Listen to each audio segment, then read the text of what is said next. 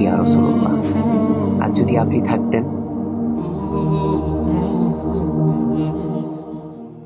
আপনি বিড়াল ভালোবাসতেন জানার পর থেকে কোনোদিন বিড়ালকে অন্য প্রাণীদের মতো দেখিনি।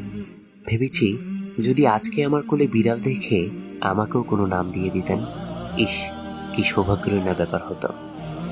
রসুলুল্লাহ থেকে পাওয়া নাম, এ কি চারটিখানি কথা?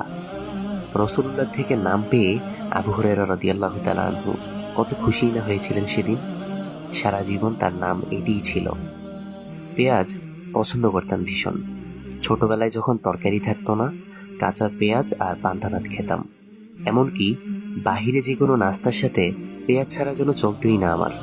কিন্তু যখন শুনলাম আপনি এটা অপছন্দ করতেন, তখন থেকে আমিও কাঁচা পেঁয়াজ আর কখনো খাইনি।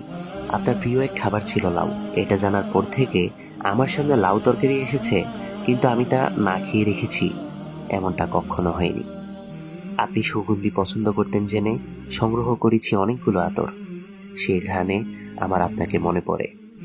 সাহাবীরা যেভাবে আপনার ঘাম মোবারক সংগ্রহ করে আতর হিসাবে ব্যবহার করত, আমার সেরা আতরগুলোতে মাঝে মাঝে আমি আপনার সেই ঘামের সুগন্ধ আবিষ্কার করি। মনে হয় হারিয়ে যাচ্ছি সাহাবীদের সোনালী অতীতে। আপনি কখন কি করতেন, কিভাবে খেতেন, কখন ঘুমোতেন, কিভাবে আদব আখলাক আর ইবাদতে মশগুল হয়ে যেতেন, এসব ভাবতে ভাবতেই যেন দিন কেটে যায় আমার। প্রতিটা কাজে আপনার সুন্নতের অনুসরণ করি, যদিও সবটা পারা হয়ে ওঠে না। তবে এই যে অনুসরণ করি, এটাকে বলা চলে অন্ধ অনুসরণ। কেন করছি তার কোনো যুক্তি খুঁজি না, শুধু জানি আমার নবী সাল্লাল্লাহু আলাইহি সাল্লাম এটা করে গিয়েছেন। ইয়া রাসূলুল্লাহ, আর যদি আপনি থাকতেন? ক্ষণে ক্ষণে আপনার অভাব বড্ড অনুভব করি।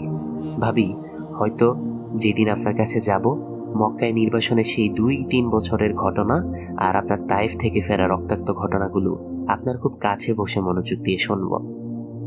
আমিও বলবো আপনার সুন্নতগুলো অক্ষরে অক্ষরে অনুসরণ করায় আমার খুব কাছের মানুষ, বন্ধু বান্ধব থেকে কষ্ট পেয়েছি।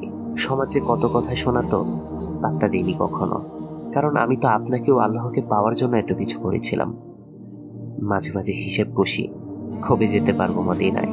আদৌ কি সে সৌভাগ্য আমার আছে? হয়তোবা যেতে পারবো না, কিন্তু আপনাকে ভালোবেসে সেই বিচার দিবসে আপনার শাফায়াত চাই। জান্নাতে আপনার খুবই কাছাকাছি থাকতে চাই ইয়া রাসূলুল্লাহ। যেখানে থাকবে ওমর রাদিয়াল্লাহু তাআলা আনহু, যেখানে থাকবে আবু বকর রাদিয়াল্লাহু তাআলা আনহু, যেখানে থাকবে আলী রাদিয়াল্লাহু তাআলা আনহু, যেখানে থাকবে ওসমান রাদিয়াল্লাহু তাআলা আনহু। দুরূদ ও সালাম আপনার প্রতি ইয়া রাসূলুল্লাহ সাল্লাল্লাহু আলাইহি ওয়াসাল্লাম।